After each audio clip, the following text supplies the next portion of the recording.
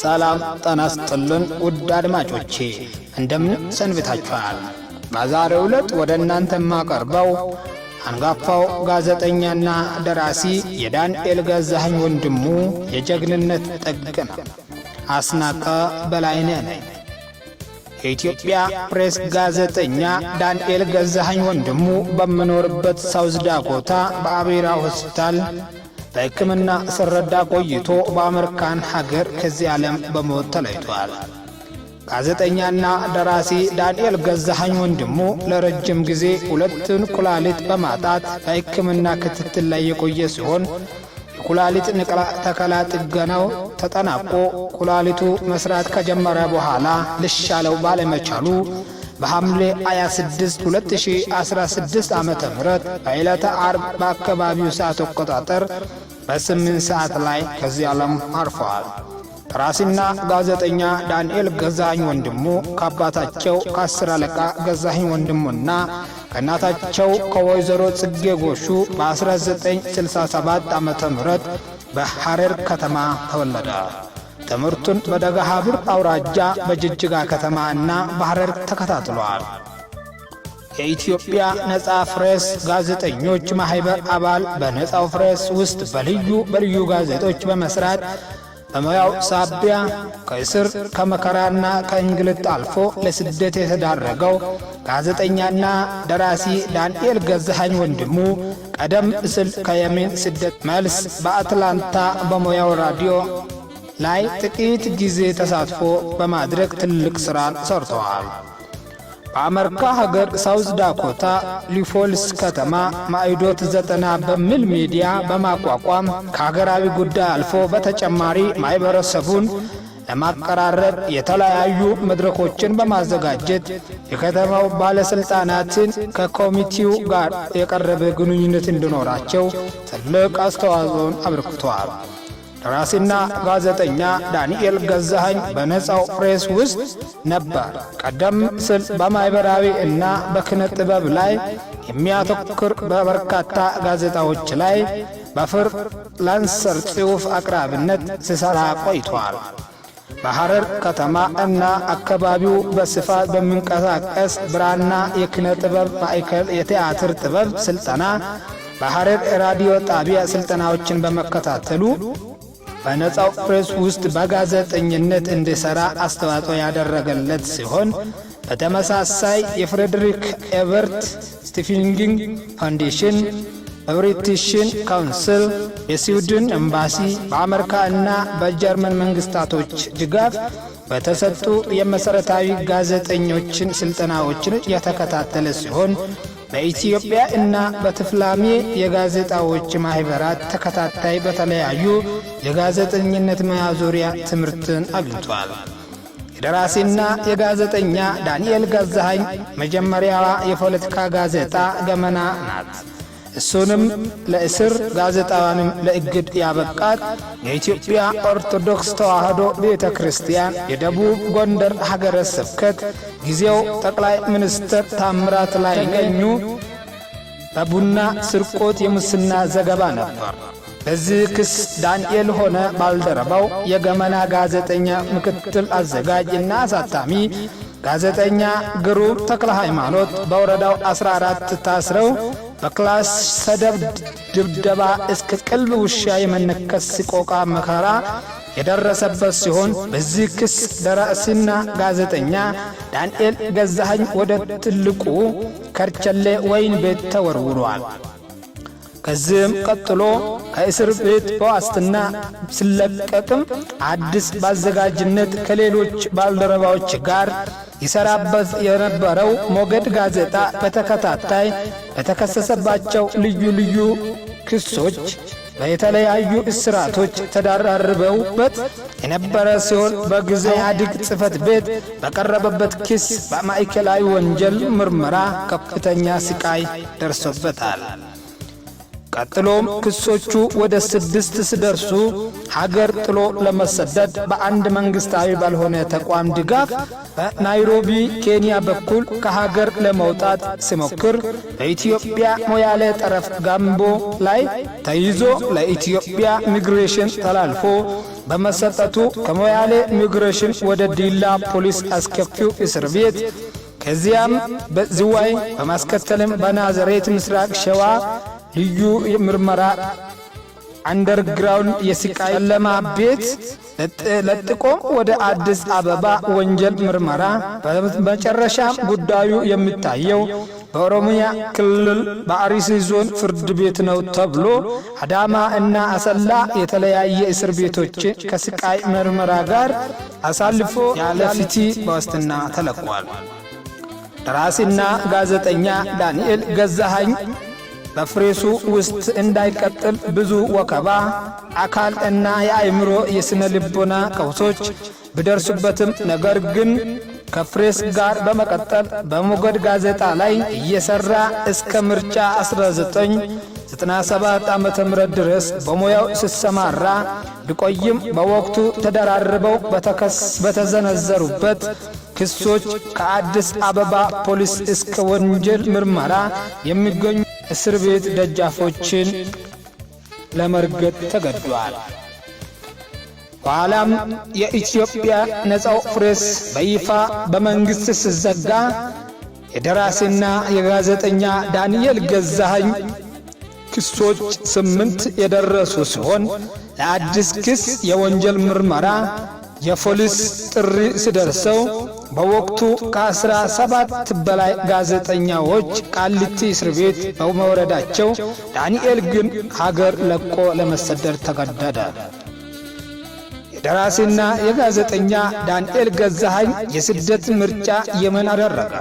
ነገር ግን ዳንኤል ማንነቱን ሰውሮ እንደ ሥራ ፈላጊ እንደ ጎርፍ ከሚተማው ከበርካታዎች ሰዎች ስደተኛ መካከል ተቀላቅሎ ወደ ሰሜን ሶማሊያ ለመድረስ በሕገወጥ አዘዋዋሪዎች በሚፈጽሙት እንግልት ሳቢያ ከሰሜን ሶማሊያ የሰሃራ በረሃ ጠረፎችን ያለ ምግብ እና ያለ ውሃ ግን በተስፋ ነፍሱን ለማትረፍ 72 ሰዓታትን በእግሩ ተጉዟል።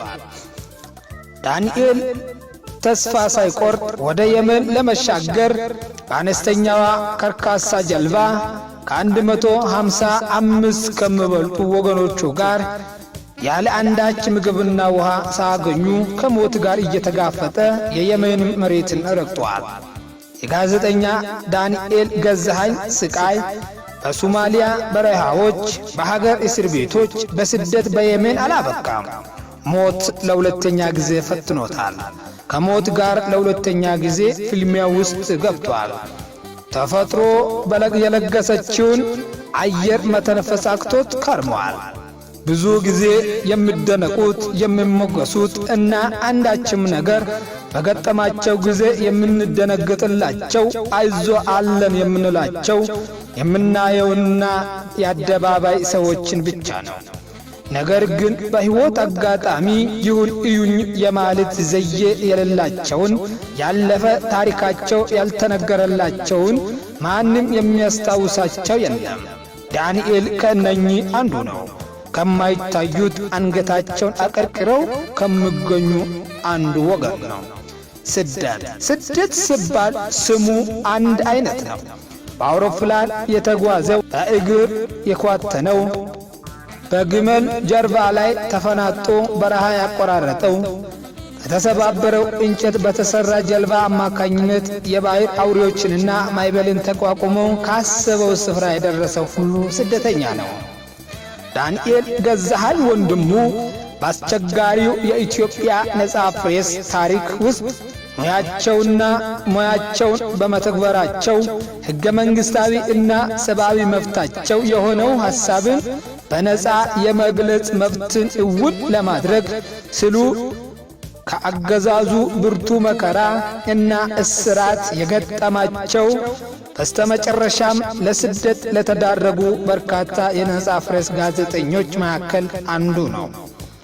ደራሲና ጋዜጠኛ ዳንኤል ገዛኝ ሰዋን የተሰኘው ድንቅ የስደት የጋዜጠኝነት ሕይወትና ውጣውረድ የሚዳሰስ መጽሐፍን በአማርኛና በእንግሊዝኛ ቋንቋ ጽፏል። ዳንኤል በስደት የመን ሀገር በነበረበት ወቅት ብዙ መከራ ፈተናዎች የገጠመው ቢሆንም ለችግርና ለፈተና ሳይበግር በየመን በሳውዲ አረቢያና በሌሎች የአረብ ሀገራት እንግልትና ስቃይ ለደረሰባቸው ለተጎሳቆሉትና በአረብ ሀገራት የጸጥታ ሰራተኞች በደል ይፈጸምባቸው ለነበሩ ብዙሃን የእናት ኢትዮጵያ ልጆች ዓለም አቀፍ ድምፅ በመሆን አገልግለዋል።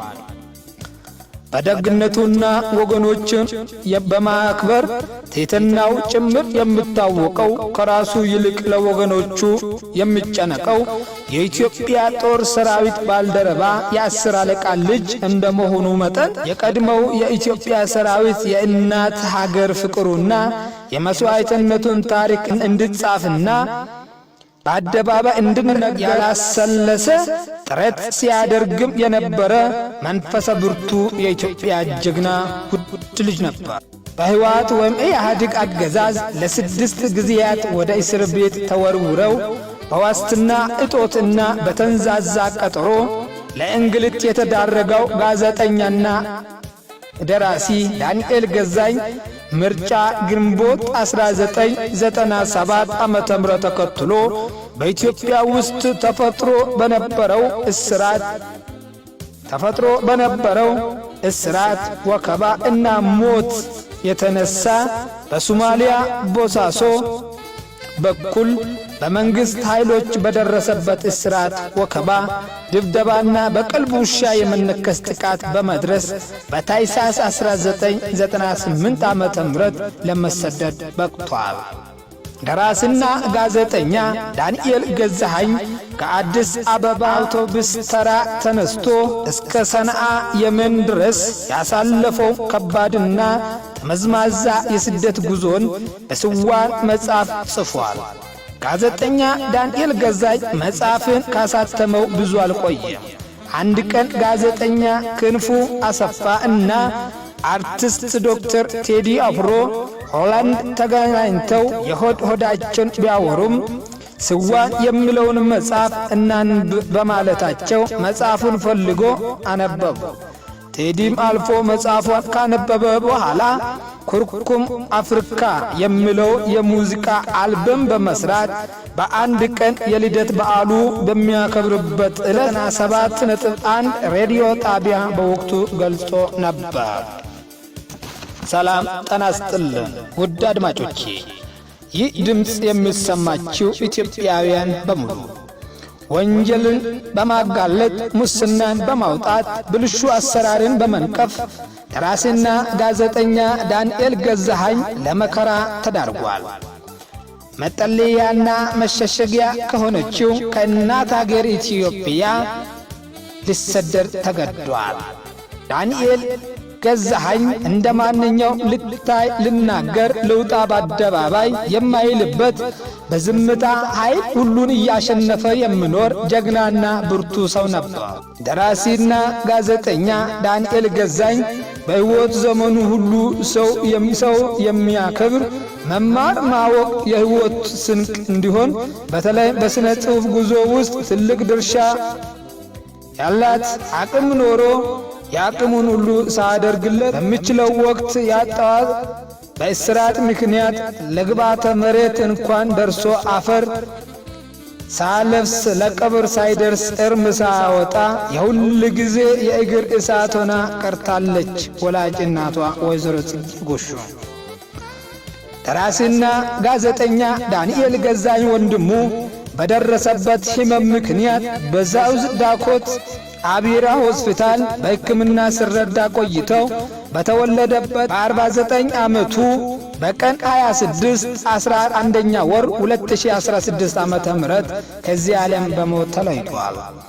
የነጻው ፕሬስ ጋዜጠኛና ደራሲ ዳንኤል ገዛኝ በአሜሪካ ሀገር በአትላንታ በሳውዝ ዳኮታ ሱልፎልስ ከተማ ደብረ ምሕረት ቅዱስ ሚካኤል ቤተ ክርስቲያን ቅዳሴ ተቀድሶ ፍትሐት ተደርጎ በፍኖተ ጽድቅ ሰንበተ ማርያም የሐዘን ማጸኛ መዝሙር ተዘምሮ ሕይወት ታሪክ ተነቦ ስነ ግጥም ቀርቦ የመለያየት መልእክት ተላልፎ ስብከተ ወንጌል ተሰብኮ ፕሮግራም ሁሉ በጸሎት ተዘግቶ በባለቤታቸውና በወንድም እህቶች እንዲሁም በጓደኞች አማካይነት የደራሲና የጋዜጠኛ የዳንኤል ገዛኝ ወንድሙ አስከሬን ከአገር አሜሪካ ወደ ቅድስት ኢትዮጵያ በመሸኘት 9 2016 ዓመተ ምህረት በአዲስ አበባ ቤቴል ወይራ ሰፈር በሚገኘው በቅዱስ ጊዮርጊስ ቤተ ክርስቲያን ከቀኑ 9 ሰዓት የቀብር ሥርዓት ተፈጽሟል። የኃይለ ጊዮርጊስ ነፍስ በሰላም ትረፍ። ጥቅምት 9 2017 ዓመተ ምህረት በ80ኛው መታሰቢያ ቀን አስናቀ በላይነህ ነበሩ።